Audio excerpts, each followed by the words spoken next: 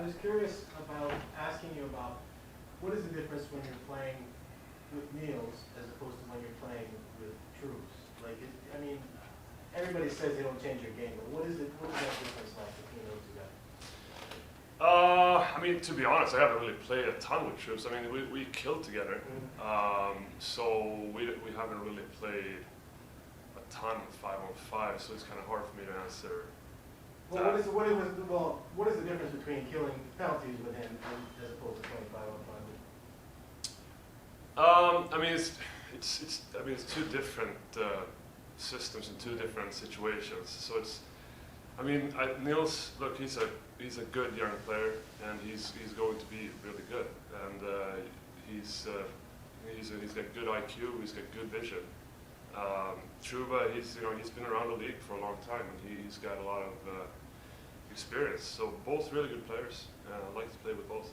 How about yourself in terms of, as a new guy coming in, getting adjusted to New York and getting adjusted to this team and setting yourself up with a place to live and all that? How is that going for you? Pretty good. It's been pretty smooth so far, I think.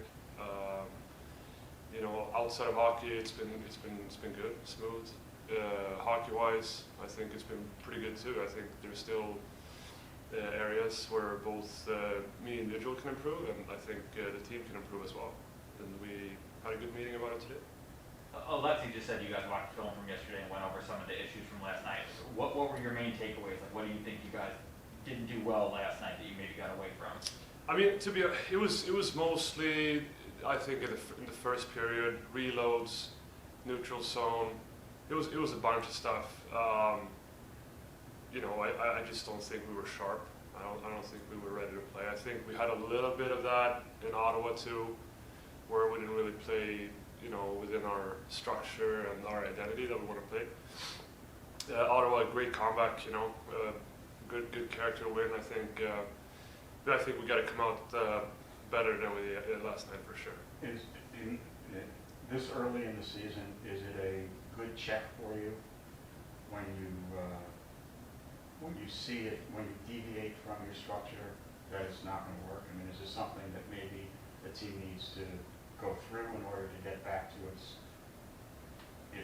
game plan, or you would just as soon not have that? That's a pretty good question. I mean, I think you for sure want to stop the bleeding right away when you're not playing within your structure and when you're not paying attention to details. You have to. I thought the meeting was good today. It was justified for sure. So yeah, you can't let that just slip away and be like, it's early in the season, let's just keep going. I think it was good to show what it looked like, and there are a few areas where I think we can really improve. And I think we've shown flashes of that, and when we do it, we play really well.